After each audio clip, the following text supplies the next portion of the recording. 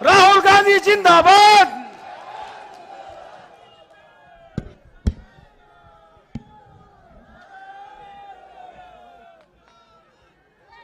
खारगे जी, केसी वेणुगोपाल जी, सचिन पायलट जी, जयराम रमेश जी, दीपक बैज जी, महंत जी, सिंहदेव जी, भूपेश बघेल जी, फूलोदेवी नेताम जी, साहू जी, stage पे Congress party के वरिष्ठ नेता, भाइयों और बहनों, हमारे प्यारे कार्यकर्ता, प्रेस के हमारे मित्रों, आप सबका यहां बहुत बहुत स्वागत। नमस्कार। कैसे हैं आप? सुनाई नहीं दिया मुझे? मैंने कहा प्रेस के मित्रों, मगर यूं मित्रों का काम तो करते नहीं है। ये बेचारे वीडियो कैमरा के पीछे हैं, बट शायद इनके कंपनियों में इनकी बात नहीं चलती, क्योंकि इनके सीनियर जो लोग हैं वो पूरा का पूरा बीजेपी का प्रधानमंत्री का काम करते हैं। एक साल पहले हमने भारत जोड़ो यात्रा शुरू की। कन्याकुमारी से लेकर कश्मीर चले, समुद्र से हिमालय तक चले और लाखों लोग हमारे साथ चले। हर प्रदेश के लोग आए और भारत जोड़ो यात्रा में से एक बहुत सुंदर नारा निकला। एक लाइन में वो कांग्रेस पार्टी की विचारधारा किसी को भी समझा देता है। नफरत के बाजार में मोहब्बत की दुकान खोलनी है। और मैं जानता हूं कि हमारे जो कार्यकर्ता हैं, हमारे जो नेता हैं, अपनी जिंदगी में, अपने काम में इस लाइन का पालन करते हैं। हमारी कोशिश होती है कि हम नफरत ना फैलाएं, हिंसा ना फैलाएं,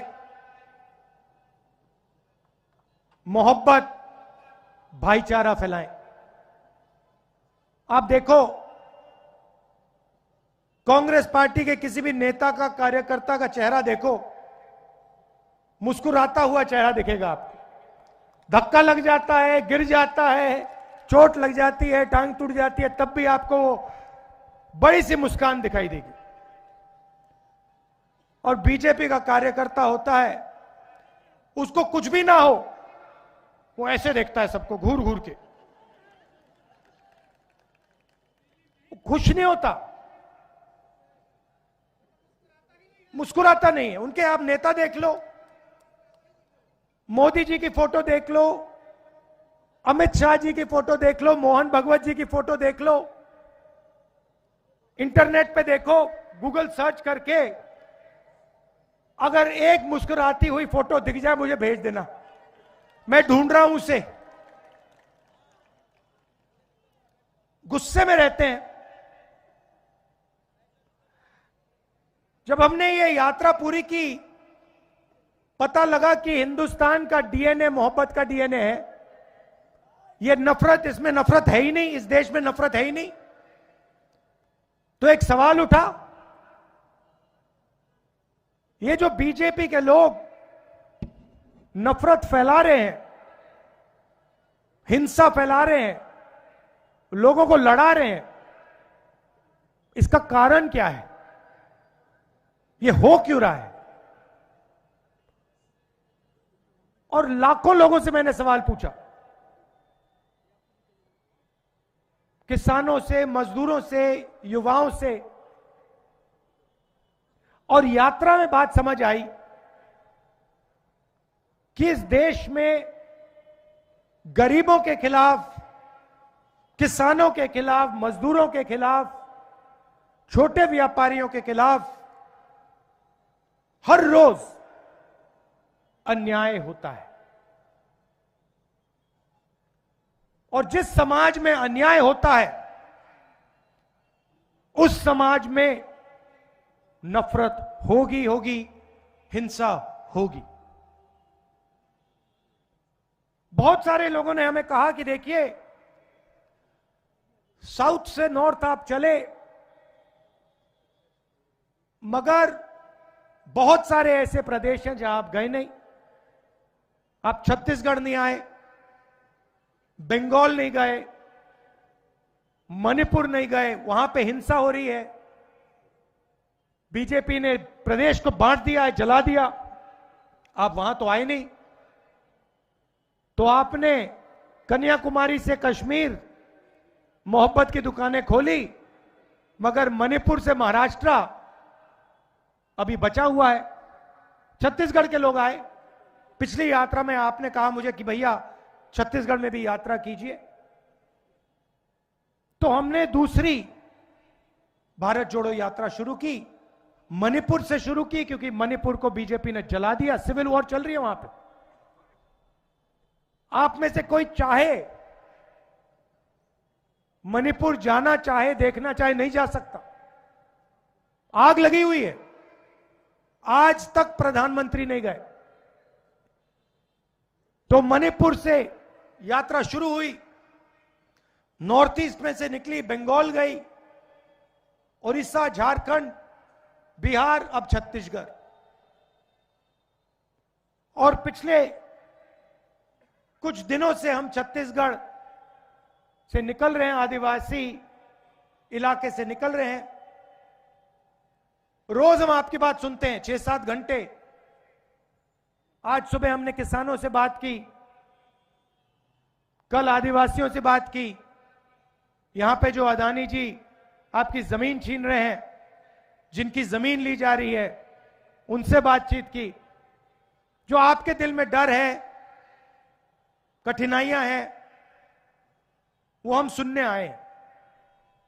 और शाम को 6-7 घंटे सुनने के बाद हम 15-20 मिनट जैसे आज भाषण कर रहे हैं, वैसे आपको भाषण करके अपनी बात रख देते।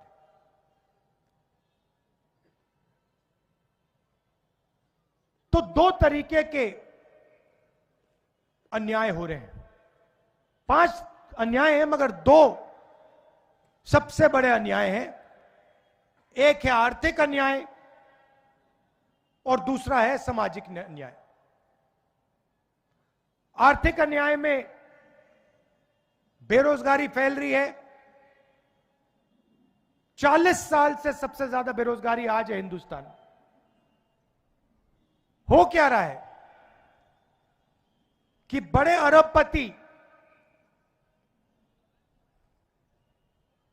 चाइना का माल हिंदुस्तान में बेच रहे हैं। आप देखिए, शर्ट के पीछे देखिए, पैंट के नीचे देखिए, मोबाइल फोन के पीछे देखिए, मेड इन चाइना आपको दिखेगा। मेड इन चाइना जब फोन बनता है, उसमें से हिंदुस्तान के युवा को रोजगार मिलता है क्या? नहीं मिलता।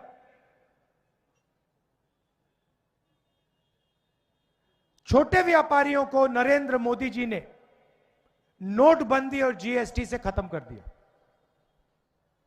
रोजगार छोटे व्यापारी, स्मॉल और मीडियम बिजनेस वाले लोग देते हैं, जो छोटे कारखाने चलाते हैं, छोटी मैन्युफैक्चरिंग करते हैं, हैंडलूम का काम करते हैं, ये लोग रोजगार देते हैं।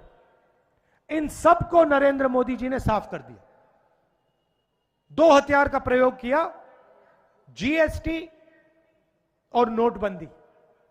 और आप किसी से पूछ लीजिए, अंबानी अदानी को छोड़िए और किसी से पूछिए, आपको बताएंगे कि भैया नोटबंदी ने, जीएसटी ने हमें बर्बाद कर दिया। महंगाई तो बढ़ती जा रही है, वो आप सबको दिख रहा है। किसानों को जो मिलना चाहिए वो नहीं मिल रहा है। आज किसान दिल्ली की ओर चले जा रहे हैं, पैदल जा रहे हैं, उनको रोका जा रहा है, उन पे टीयर गैस चलाई जा रही है, उनको जेल में भरा जा रहा है। और वो क्या कह रहे हैं? सिर्फ ये कह रहे हैं कि हमारी मेहनत का फल हमें मिलना चाहिए। स्वामीनाथन जी को बीजेपी की सरकार ने भारत रत्न दिया, मगर जिस चीज के लिए स्वामीनाथन जी ने अपनी जिंदगी दी, हिंदुस्तान के किसानों के लिए जो उन्होंने मेहनत की, जो स्वामीनाथन जी ने कहा, उसको करने के लिए तैयार नहीं है। इसका क्या मतलब है? स्वामीनाथन जी ने अपनी रिपोर्ट में साफ कहा है कि किसानों को लीगल राइट एमएसपी की मिलनी चाहिए। वो बीजेपी की सरकार नहीं कर रही है। तो मैं आपको यहां जो खारगे जी ने कहा उसको दोहराना चाहता हूं कि इंडिया की सरकार आएगी तो हम एमएसपी की गारंटी हिंदुस्तान के किसानों को देंगे। जो स्वामीनाथन रिपोर्ट में लिखा है वो हम पूरा करके आपको दे देंगे।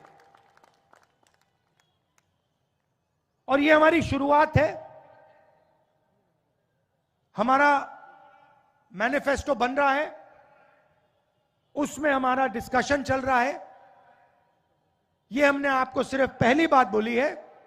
इसके आगे भी हम अपने मैनिफेस्टो में किसानों के लिए, मजदूरों के लिए काम करने जा रहे हैं। दूसरी बात सामाजिक न्याय की है। मैं आपसे अगर सवाल पूछूं, इस देश में कितने पिछड़े लोग हैं, आप बता सकते हो? कोई मुझे बता सकता है कि पिछड़ों की इस देश में कितनी आबादी है? बताइए। 50%। मतलब हिंदुस्तान में 2 व्यक्तियों में से एक पिछड़े वर्ग का है। बहुत गहरी बात बोली है मैंने। आधी आबादी पिछड़े वर्ग की है। दलित कितने?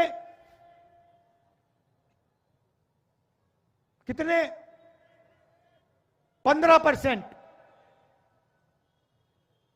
आदिवासी कितने? 8%। 50 में 15 कितना? 65। उसमें 8 जोड़ो तो कितना? 73। 73%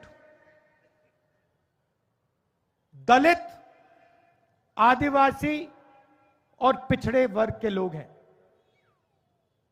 मतलब तकरीबन अगर आपने 4 लोगों को खड़ा किया, उसमें से 3 लोग दलित, आदिवासी या पिछड़े वर्ग के लोग हैं। अब मैं आपसे पूछना चाहता हूं, हिंदुस्तान की सबसे बड़ी 200 कंपनियों के मालिक में से दलित, आदिवासी, पिछड़े लोग के कितने?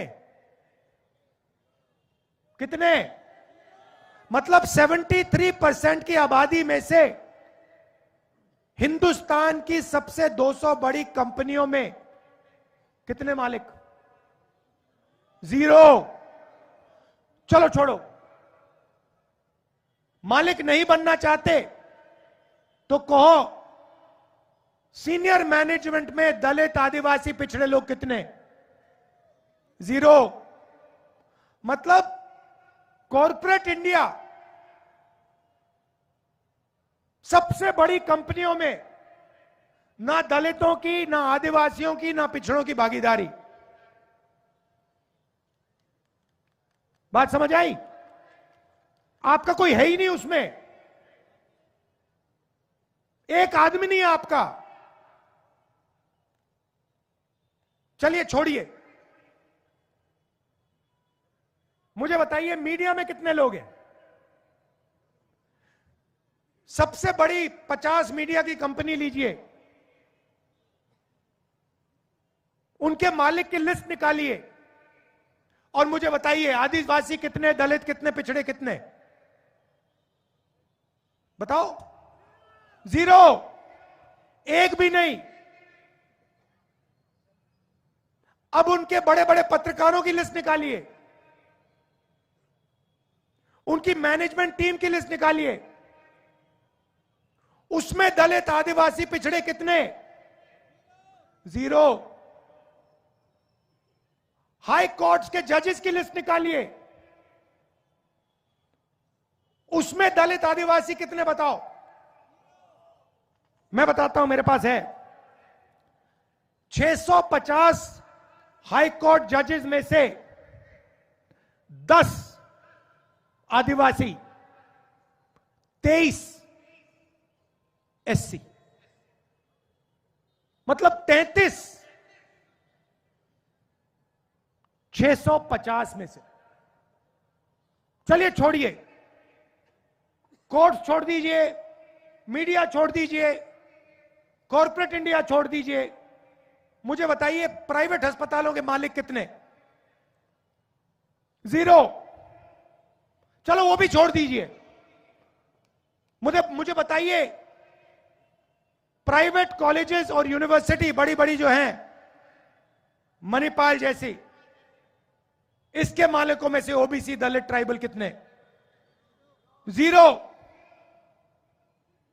चलो ये भी छोड़ दो, कहो हमें ये नहीं चाहिए, हम देश के 73% हैं, हमें नहीं चाहिए। ठीक है, हिंदुस्तान के बजट को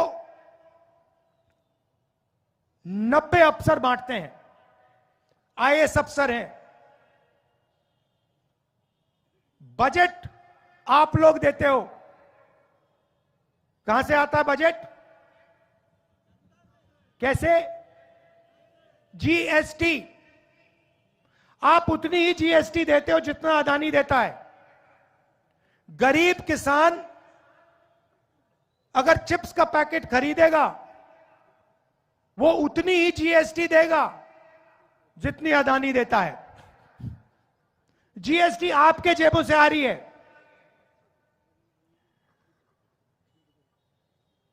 वो जीएसटी सरकार खर्च करती है, वो पैसा आपके बजट में जाता है।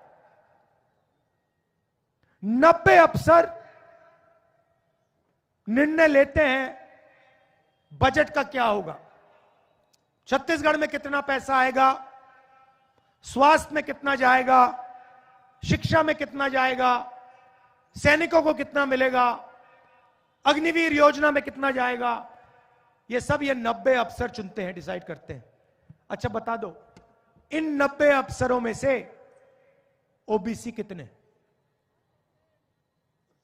कितने? 3। दलित कितने? 3। आदिवासी कितने? 1। 90 में से 73% आबादी की हिस्सेदारी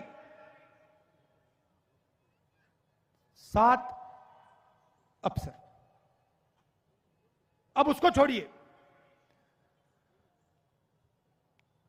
अगर हिंदुस्तान की सरकार बजट में 100 रुपए खर्च करती है, तो ओबीसी, दलित और आदिवासी अफसर कितने रुपए का निर्णय लेते हैं? बताइए।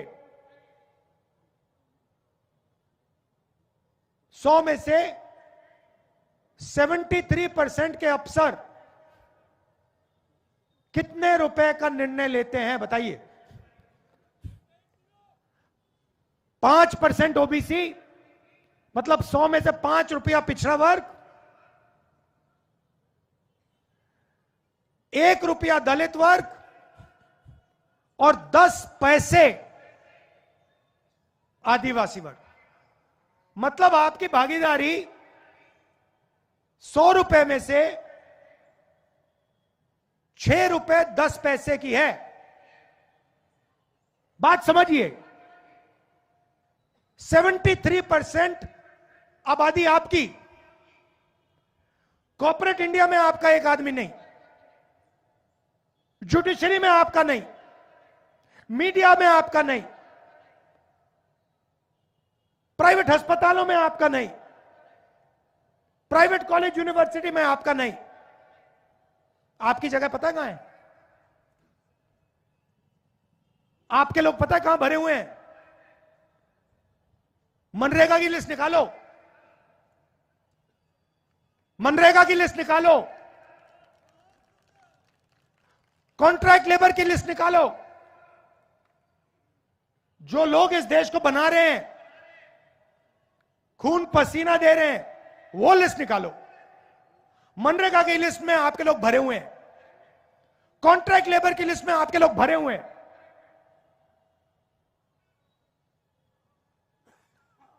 ये हो रहा है हिंदुस्तान में। इसीलिए यात्रा में हमने न्याय शब्द जोड़ दिया है।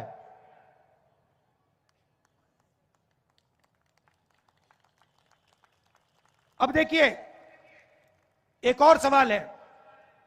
हिंदुस्तान की सबसे बड़े 200 कंपनियों में गरीब जनरल कास्ट के कितने? 0। मीडिया में गरीब जनरल कास्ट के कितने? 0।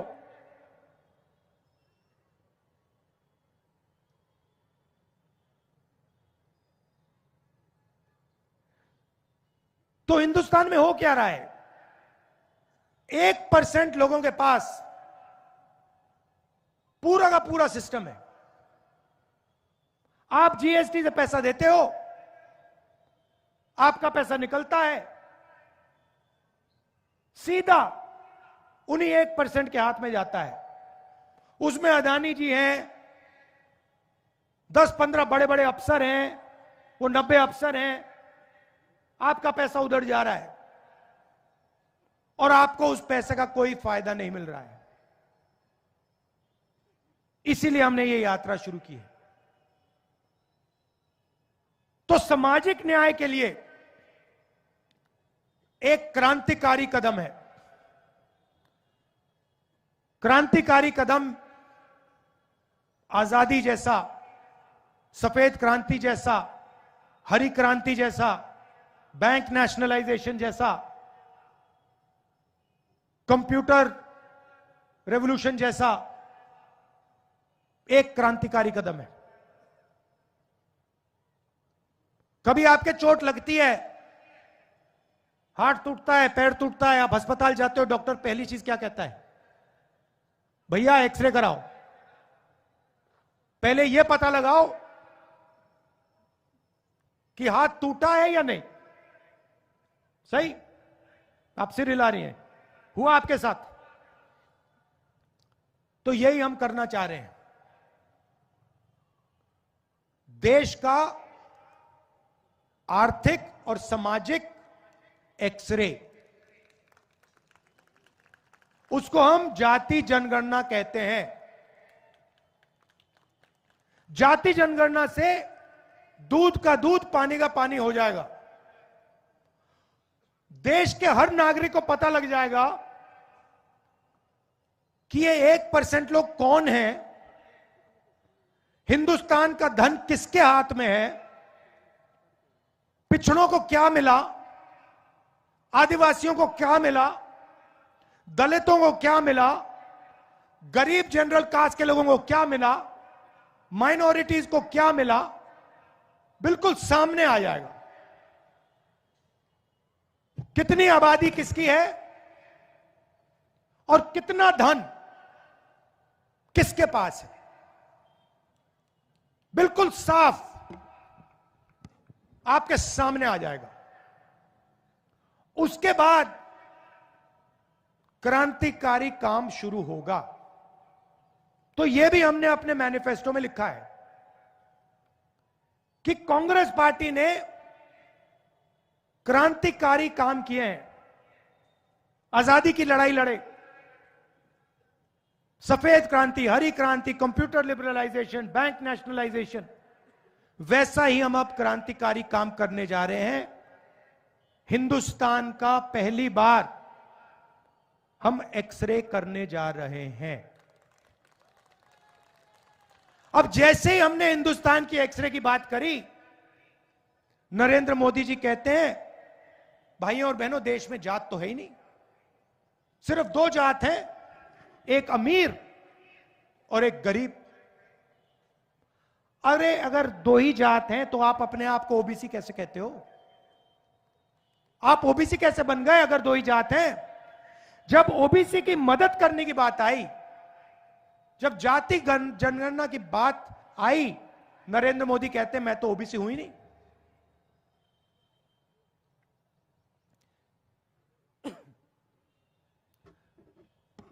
तो ये आज मैं आपसे कहना चाहता था, सामाजिक और आर्थिक अन्याय के खिलाफ हमारी लड़ाई है, इसलिए हमने ये यात्रा की। आप सब आए, आपने अपनी शक्ति, अपनी ऊर्जा इस यात्रा में डाली, आपने छत्तीसगढ़ में मोहब्बत की दुकानें खोली, इसके लिए आप सबको दिल से धन्यवाद करता हूं। और जो हमारे कार्यकर्ता हैं, जो हमारे बब्बर शेर छत्तीसगढ़ में घूम रहे हैं, मैं आप सबका दिल से धन्यवाद करता हूं कि आप हमारी विचारधारा के लिए लड़ते हैं। और जो आज मैंने आपको कहा वो आप छत्तीसगढ़ की जनता को बताइए। धन्यवाद। जय हिंद।